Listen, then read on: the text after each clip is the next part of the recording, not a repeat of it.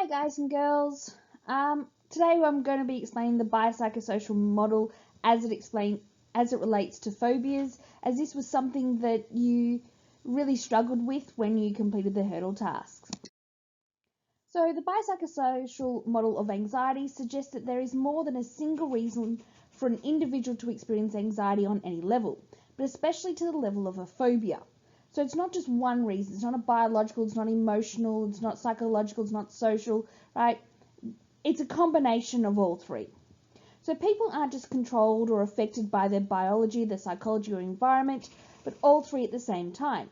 For example, in Miss Irving's case, she has an innate or learned response to spiders which produces an emotional and physiological response.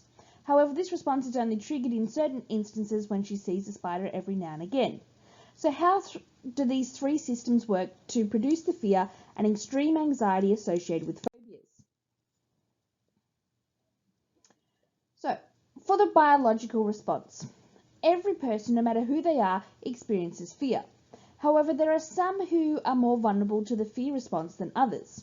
The biological part of the model is a person who, due to genetics and experiences an enhanced fear response.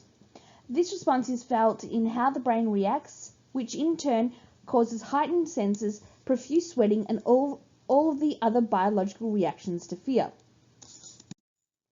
So the contributing biological factors when it comes to phobias are the flight, fight, freeze response, the GABA and glutamate factors, and genetic predisposition and inherited vulnerabilities. So for the flight, fight, freeze response, so as discussed in previous videos, our flight, fight, freeze response is important to our survival. It provides us with an instant burst of energy to deal with danger in our environment and is controlled by the sympathetic branch of the autonomic nervous system. Once activated, stress hormones such as adrenaline and noradrenaline are released into the bloodstream to increase our heart rate and respiration rate, circulate more glucose through our body for energy, improve focus, and temporarily boost our stamina to either fight the impending danger or flee to a safe place. So when we're looking at the flight, fight, freeze response, we need to make sure that we mention the words that it's important to our survival, that it's adaptive, that it prepares our body to deal with the stressor or whatever it could be, and that it's controlled by the sympathetic branch of the autonomic nervous system. That first paragraph is very important. You must make sure that you include it. You also need to include what hormones are released, especially when you're talking about phobias. So for example, Miss Irving with a specific phobia of spiders will experience an intense flight freeze response when she sees a spider, or a milder response by simply looking at a picture of one. So you may have symptoms such as elevated blood pressure, diarrhea, shortness of breath, skin sensation of prickling, burning, itching without identifiable physical cause, palpitations, tremors, sweating, and dizziness. So the flight, fight, freeze response can be introduced in the biological sense. And because you tend to have that flight, fight, freeze response, you tend to, let's say for example, the first time that Miss Irving saw a spider, she might see it and have a slight flight, fight, freeze response, but it gets gradually worse as more and more times that she interacts with a spider. So this particular diagram is pretty good. I did steal it from Ed Rollo. Thank you, Ed Rollo, people. I am acknowledging you. It does talk about the different brain functions associated with the flight, fight, freeze response. You may want to put this into your notes. Once again, from Ed Rollo, thank you very much. These are the biological factors. So dysfunctional GABA system, role of stress response, long-term potentiation are all factors that could lead to phobia. So GABA and glutamate does play a part. So the neurotransmitters GABA, or gamma-aminobutyric acid, and glutamate play an important role in maintaining the right balance in our nervous system, so our levels of anxiety, our physical arousal, remain at an optimal level. GABA has an inhibitory role on the flight, fight, freeze response, and glutamate has an excitatory role. and the two transmitters work together. When a person has low levels of GABA, the increased presence of glutamate increases agitation and anxiety and can contribute to them developing a specific phobia. So think about it this way. If Miss Irving has been found to have low levels of GABA, there's going to be a high instance of glutamate in her system than what there is for GABA, which means that she's going to be more anxious. Alright, so she's going to be more anxious even before she sees a spider. So when she does see a spider, it's like the anxiety and agitation goes into overdrive because glutamate is there and there's no GABA actually inhibiting that glutamate. Alright, so long-term potentiation. So long-term potentiation is an experience-dependent type of brain plasticity where physical changes occur as a result of the repeated stimulation of a neural pathway during learning. So what is the relevance of long-term potentiation to a specific phobia? Researchers have discovered that there is a link between long-term potentiation and memory. So for example, Miss Irving knows that she has a phobia of spiders because every time she sees one, she experiences a psychological distress and the flight, fight, freeze response. Likewise, at various times in her childhood, she's been bitten by spiders. So there's been numerous occasions where she has been bitten by spiders and she happens to experience this again and again and again. So the memory of this fear, that spiders are 8-legged, scary and harmful, has been consolidated by the hippocampus.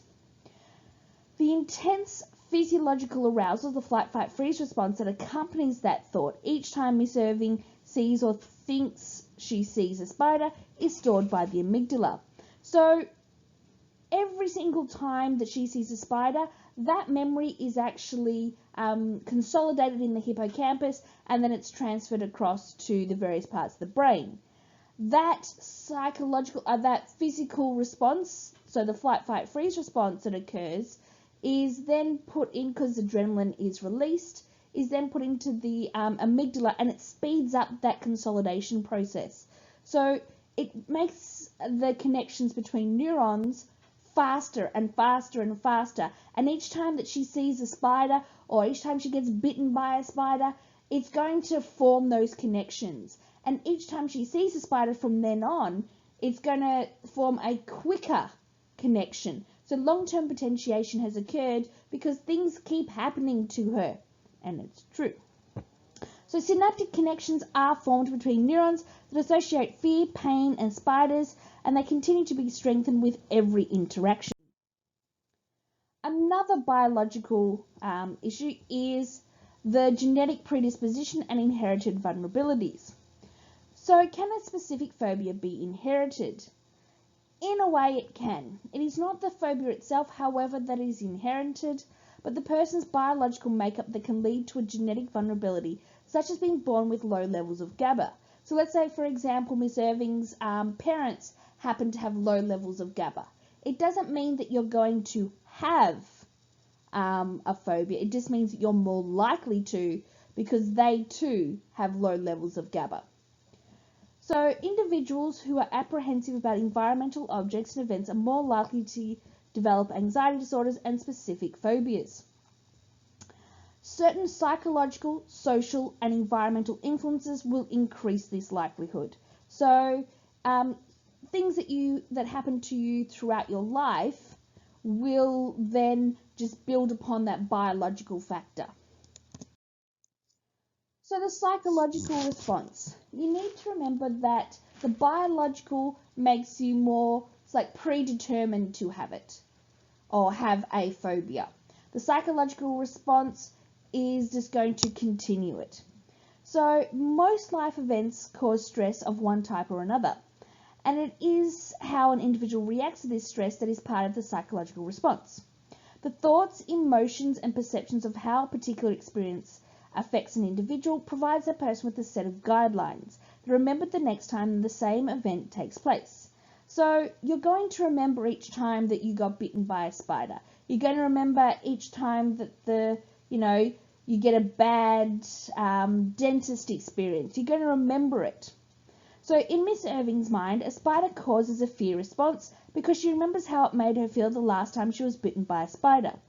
This learned response can increase over time as the other two factors enhance the memory. So she's already got a biological factor, which is the fact that she is she's got low levels of GABA, but she's also had the experience of being bitten by a spider. So it's pairing it together. Another contributing factor are our thoughts, beliefs and perception about ourselves, our experiences and our environment. So the sum of our experiences, and depending on our genetics and personality, will interpret environmental events in our unique way. So let's say, for example, because Miss Irving does have a predisposition, so genetic vulnerability to having, a fear of something or high anxiety, there is a good chance that she's going to view, spiders and dangerous situations in a more anxiety-ridden way. So those who are more sensitive and anxious feel less in control and are more likely to notice in their environment and to view them as potentially threatening, even though they may not be. So a spider that's at the other end of the room is going to be threatening to her, even though it has nothing to do with her and could never hurt her. So these thoughts and perceptions play a key role in developing a specific phobia. There are two models that attempt to explain phobia from a psychological factor. The behavioural model. So it is the precipitation of a specific phobia through classical conditioning. And when they say the word precipitation, what they're saying is that it contributes to it, right? So it contributes to getting a phobia, right? So the behavioural approach examines how an organism's behaviours are influenced by environmental factors and downplays the importance of thinking processes. So it's looking at what's happening in your surroundings and causes the issue.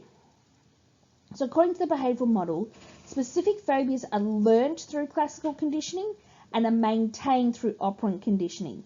And that's something that you really need to include. Make sure you mention this. Phobias are learnt through classical conditioning and maintained through operant conditioning. So for example, Miss Irving was bitten by a redback spider when she was a toddler. Then again by numerous white-tailed spiders when she was a child. Then a nest of hundreds of jumping spiders hatched while she was standing next to them, and they did go all over her. A funnel-web spider bit her when she was gardening. So the repeated association with spiders and pain and fear has led to a phobic response of spiders. And by the way, all that has happened. They are out to get me. Alrighty, so remember the process of classical conditioning. Remember, have the before, the during, the after. Make sure you include the neutral stimulus, the conditioned stimulus, all that. You've got to include it or it doesn't count. So we develop a phobia of a neutral stimulus, in my case the spider, because we've been conditioned to associate it with fear. Through this process, people can develop phobias. While some people may view certain things as harmless, others have been conditioned to be afraid of them. For example, the little Albert experiment. In Miss Irving's case, before conditioning, the neutral stimulus was the spider, and which led to no response. And this was very, very long time ago. The UCS would have been pain from being bitten, which leads to UCR, which is a fear due to pain from spider bite. During conditioning, the spider plus the UCS, so the pain, leads to the UCR, fear due to pain from the spider bite. So this would have been every single time that she kept on getting bitten by spiders.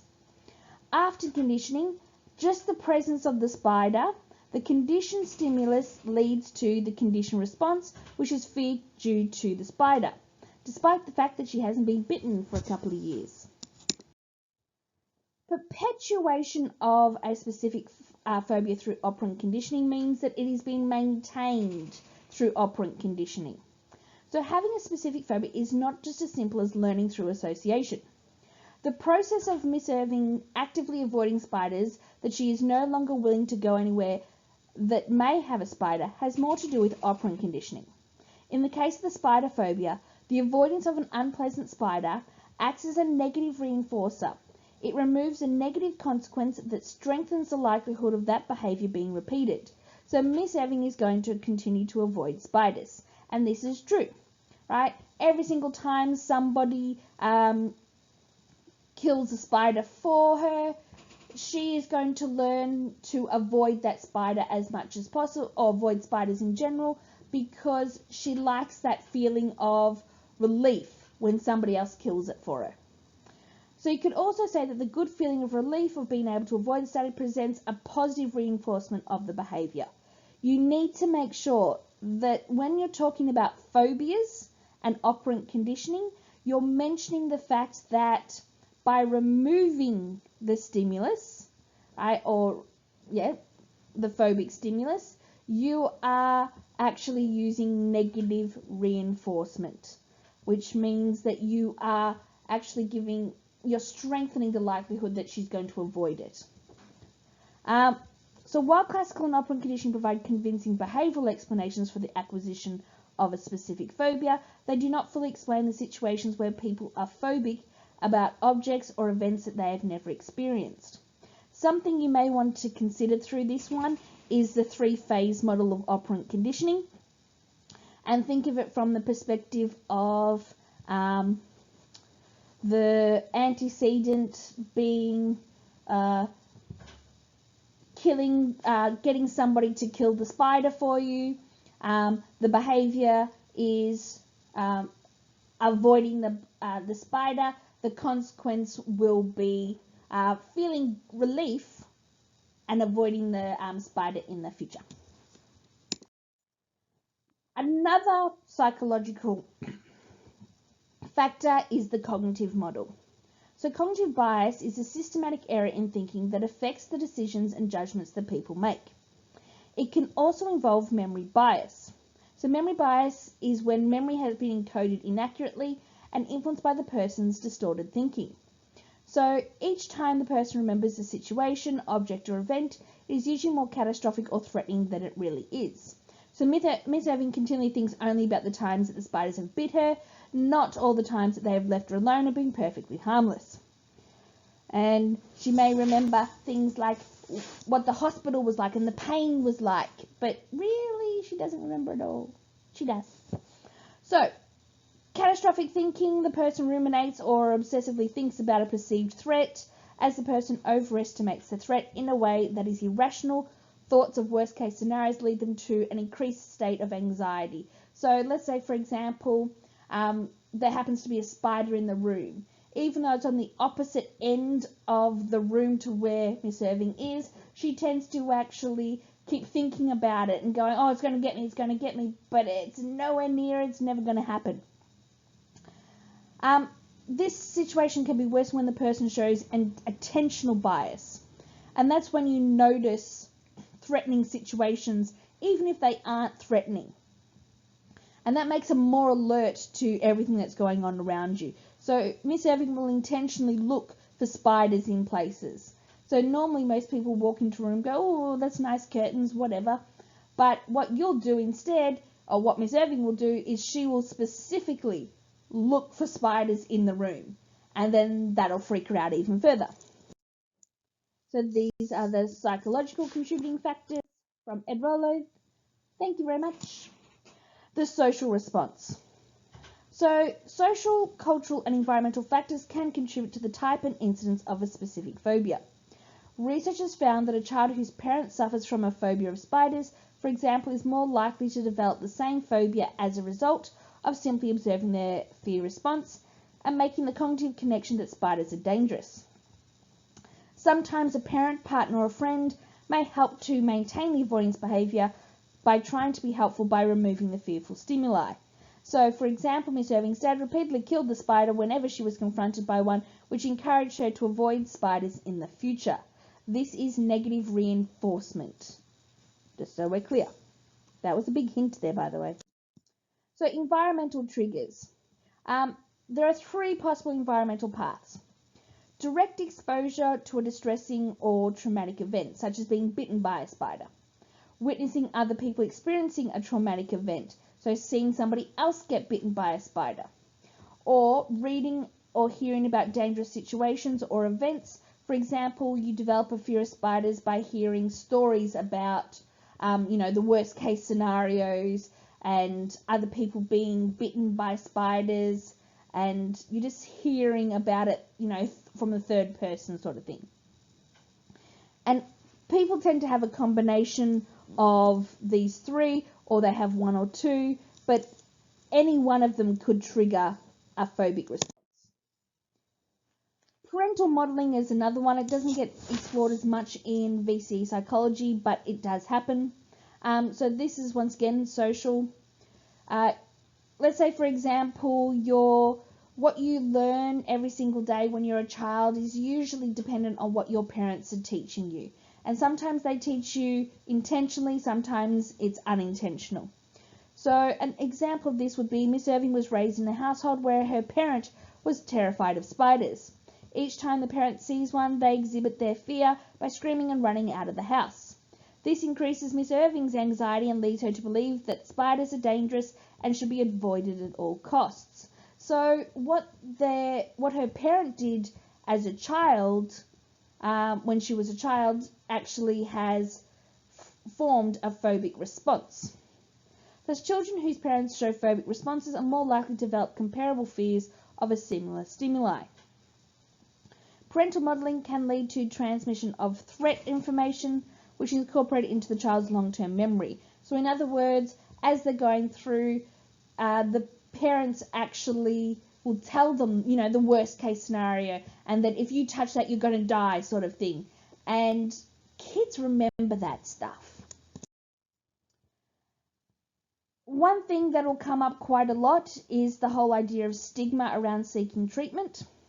So there are a number of health conditions associated with stigma, and it usually is a mark of disgrace, and it sort of gets to the whole idea that what they're doing is different from what other people are doing, and they'll experience embarrassment and shame and distress and helplessness and sadness or anxiety as a result of their illness. Consequently, individuals are less likely to seek or accept help and often go untreated for years. And that's because they're so embarrassed about, what's happening, that they're afraid that if they go to a doctor, they'll just laugh at them. It not only affects the person suffering with a mental disorder, but also affects their family and friendship group because, sometimes they won't even be willing to go and hang out with them if, they're going to have this phobic response. So Miss Irving will be reluctant to seek treatment for a phobia of spiders because she believes that she will experience stigma and will be embarrassed to tell others and experience shame and disgrace over her irrational fear. When you're actually talking about stigma and you happen to get a case study, make sure you mention exactly why they think they will experience, embarrassment and all that sort of stuff. Make sure you are specific. So this is the ending example. Make sure that you know this off by heart. And once again, thank you very much, Ed Rollo. So evidence-based interventions. The good news for many people who suffer the anxiety and stress associated with a specific phobia is that treatment is available. The treatment options explored are anti-anxiety medications such as benzodiazepines, relaxation techniques and exercise, cognitive behavior therapy, systematic desensitization, and psychoeducation. So, treating phobias, and this is from the biopsychosocial approach. Remember, if you're looking at how phobias are created, you look at it from the biopsychosocial approach. Where you're looking at how to treat phobias, you also have to go from the biopsychosocial response. And that is because you don't develop a phobia just biologically. You develop it through biological, psychological, and social. So you have to treat all three as well. So you've got benzodiazepines, cognitive behavior therapy, systematic desensitization, and psychoeducation. So anti-anxiety medication is the biological intervention.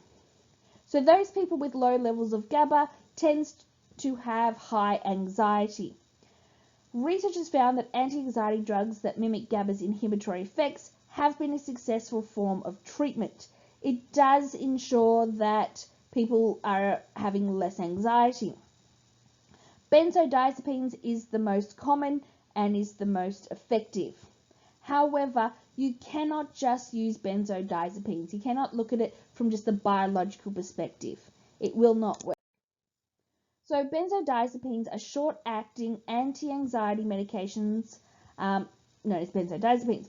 They work selectively on GABA receptors in the brain and are antagonists.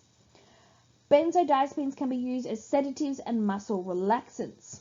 Common medications are Valium and Xanax. In Miss Irving's case, she has been shown to have low levels of GABA. Benzodiazepines are useful in mimicking GABA's inhibitory effects and lowers her anxiety because it reduces the amount of glutamate that's being produced. However, these can only be used in the short term, as they can be quite addictive and don't actually deal with the fear of the phobic response.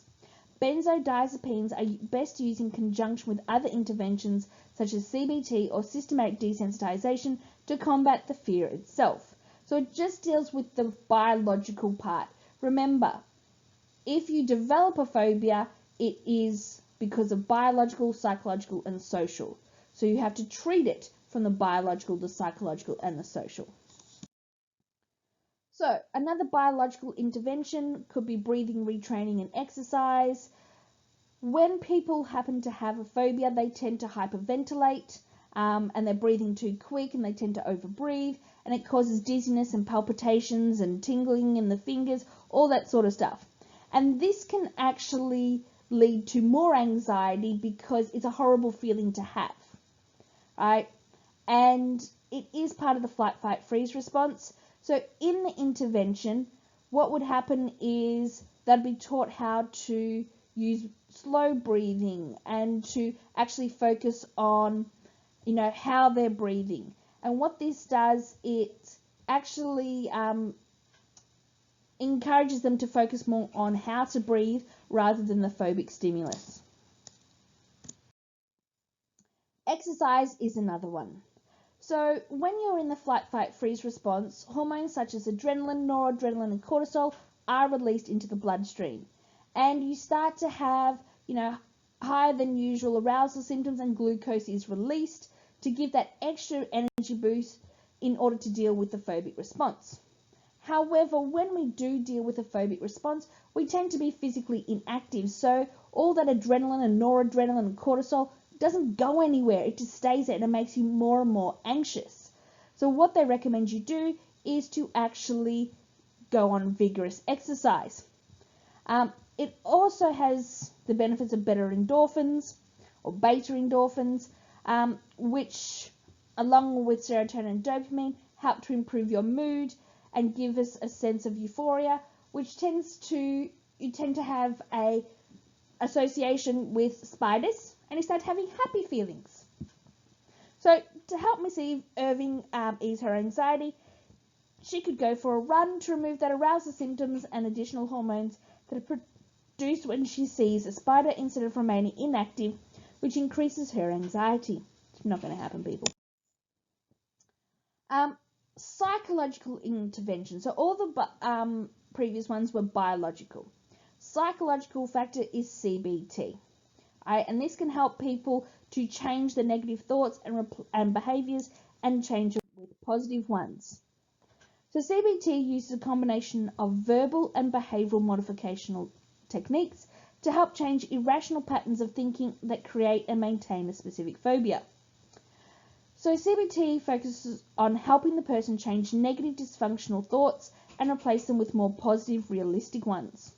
According to this model, there is a cycle that occurs when a person is exposed to the object or situation.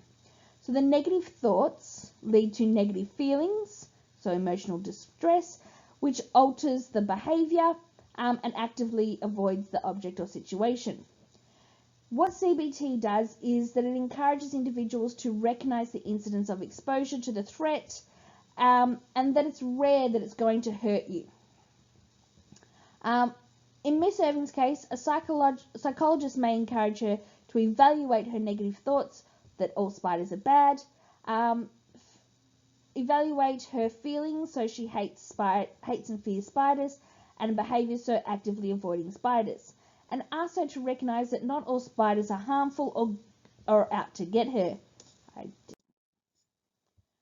Another thing is systematic desensitization. Please be aware I've gone through this in great detail in the other videos that I've done. Essentially, it's based on the whole idea that we learn our phobias through classical conditioning, so the repeated association. This goes in the opposite direction, so you're still repeatedly associating it with fear and relaxation, but you're trying to extinguish the fear. So it's counter conditioning. So you're weakening the association between conditioned stimulus and the conditioned response of a fear or anxiety. So there are 3 steps involved, and you need to know those steps. The therapist trains the client in deep muscle relaxation or deep breathing, whatever works. Step 2, the therapist helps the client build an anxiety-fear hierarchy. The client makes a list of anxiety-causing stimuli linked to specific phobia, from least anxiety to fear-inducing to most anxiety fear-inducing. In step 3, the client tries to work through the hierarchy, learning to remain relaxed while imagining each stimulus on their hierarchy. This is repeated until the person can imagine each situation or object with little or no anxiety or fear. Please be aware that when you're answering a question about systematic desensitization, you should mention the 3 steps. Don't just say what systematic desensitization is, actually mention the 3 steps. So this is what it looks like, and it's pretty much a fear hierarchy. Treating phobias using social factors. So psychoeducation is important for families and supporters. So psychoeducation involves educating the sufferer of the mental disorder and their family to better understand the condition and treatment options. For example, teaching Miss Irving and her family about phobias and how she can be treated. The information helps to dispel myths about the disorder, so the individual is more likely to feel empowered as they are helped develop more adaptive coping strategies. For example, giving Miss Irving examples of how others have overcome the phobias and different strategies that can take place in order to help her to recover. So she knows, yes, you can do this sort of thing. Families are encouraged to challenge unrealistic thoughts or irrational fears and replace these with more realistic ones.